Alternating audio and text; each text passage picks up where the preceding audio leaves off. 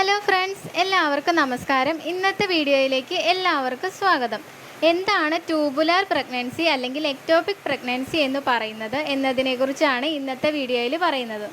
ട്യൂബിൽ ഉണ്ടാവുന്ന പ്രഗ്നൻസിയാണ് നമ്മൾ ട്യൂബുലാർ പ്രഗ്നൻസി എന്ന് പറയുന്നത്. അണ്ഡവും ബീജവും ചേർന്ന് ഭ്രൂണം ഉണ്ടാകുന്നു. ഇതാണ് കുഞ്ഞിൻ്റെ ആദ്യത്തെ സ്റ്റേജ്. ഇത് ഫെലോപ്പിയൻ ട്യൂബിൽ നിന്നും യൂട്രസിൻ്റെ അകത്തെ ഭിത്തിയിൽ എത്തുന്നു. അവിടെ നിന്നുകൊണ്ടാണ് ഭ്രൂണം വളരേണ്ടത്. എന്നാൽ ഗർഭപാത്രത്തിൻ്റെ പുറത്ത് ഏതു ഭാഗത്ത് ഭ്രൂണം പറ്റിപ്പിടിച്ചിരുന്നാലും അതിനെ എക്ടോപിക് പ്രഗ്നൻസി എന്നാണ് പറയുന്നത്. കൂടുതലായും ഈ ഭ്രൂണം യൂട്രസിലേക്ക് പോകാതെ ട്യൂബിൽ തന്നെ പറ്റിപ്പിടിച്ചിരിക്കുന്നതായിട്ടാണ് കാണുന്നത്. അതുകൊണ്ടാണ് അതിനെ ട്യൂബുലാർ പ്രഗ്നൻസി എന്ന് കോമൺ ആയി പറയുന്നത്. ഈ ഭ്രൂണം ഗർഭപാത്രത്തിനകത്താണെങ്കിൽ മാത്രമാണ് പ്രഗ്നൻസി മുന്നോട്ട് പോകാനും ഒരു കുഞ്ഞായി മാറാനും സാധിക്കുകയുള്ളൂ. യൂട്രസിന് പുറത്ത് എവിടെയാണെങ്കിലും പ്രഗ്നൻസി വളരാൻ സാധ്യത കുറവാണ്. അത് മുന്നോട്ട് കൊണ്ടുപോകാനും സാധിക്കില്ല. ട്യൂബിലാണ് പ്രഗ്നൻസി എങ്കിൽ ട്യൂബ് പൊട്ടാനും രക്തസ്രാവം ഉണ്ടാവുകയും ചെയ്യും. ഇത് പ്രഗ്നൻ്റ് ആയിട്ടുള്ള സ്ത്രീയുടെ മരണത്തിന് വരെ കാരണമാകും. പ്രഗ്നൻസി ഗർഭപാത്രത്തിന് അകത്ത് തന്നെയാണോ എന്ന് എങ്ങനെയാണ് അറിയാൻ സാധിക്കുക എന്ന് നോക്കാം. ഇത് മനസ്സിലാക്കുന്നത് സ്കാനിങ്ങിലൂടെയാണ്.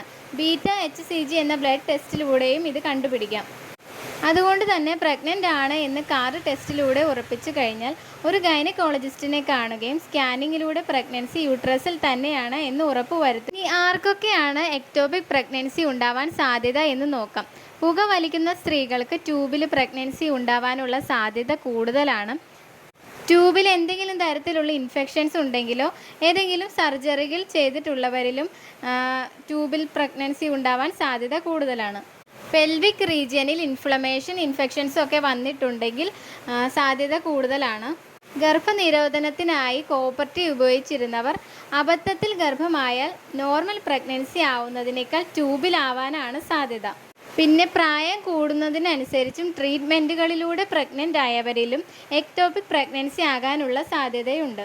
ഈ പറഞ്ഞവരിൽ എല്ലാവരിലും എക്ടോപിക് പ്രഗ്നൻസി ആവണമെന്ന് ഒരു നിർബന്ധവുമില്ല. ഇവർക്ക് നോർമലായിട്ടുള്ള പ്രഗ്നൻസിയും ഉണ്ടാകും. എന്നാൽ മറ്റുള്ളവരെ അപേക്ഷിച്ച് സാധ്യതയുണ്ട് എന്ന് മാത്രമേ ഉള്ളൂ.